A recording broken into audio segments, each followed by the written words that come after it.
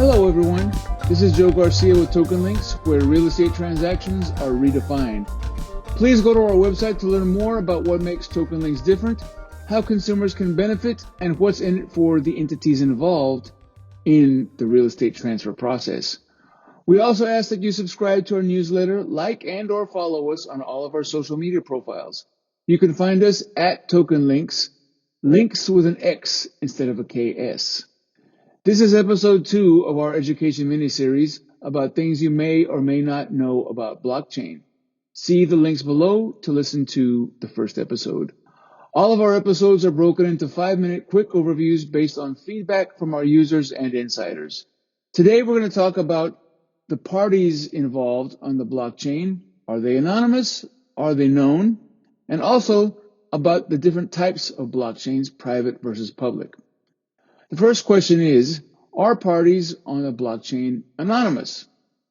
The answer to this is it depends on whether an entity transacts on a private or public blockchain. By nature, a successful transaction is always visible, but whether the entities are disclosed again depends on the nature of the type of blockchain network. Permissionless networks are available for anyone to interact with any other unknown or anonymous parties. In a permissioned network, the entities are known. While both are distributed networks, permissionless is fully decentralized, while permissioned are partially decentralized, as is limited to the closed network. What is the difference between a private and a public blockchain? A private blockchain is a closed network that can only be accessed by an approved entity who typically goes through an approval process before they can access the network.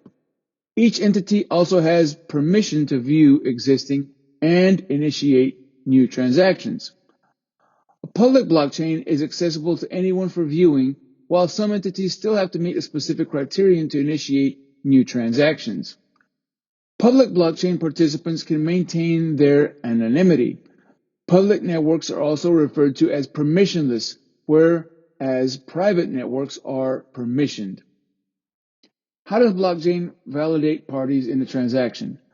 A blockchain network uses a concept called consensus, using pre-established mechanisms to validate an entity and a transaction. A consensus is validated by the peers in the network agreeing on an entity and a desired transaction to establish a single truth to access the distributed ledger. What makes transactions on a blockchain immutable? The distributed nature of blockchain, along with the hashing of data, makes it very safe and virtually impossible to tamper with, thereby making them immutable. In short, a digital signature for each block or transaction generates a random, very long string of characters that is only known to the entities that took part in the transaction.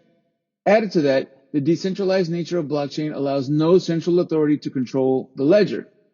A majority of the participating nodes in the system must agree upon an action, also known as a consensus. What is consensus on a blockchain and why is it important to understand? Consensus is the mechanism that makes the blockchain secure. Every transaction has to be verified by the nodes within the network before a new transaction can be added or accessed.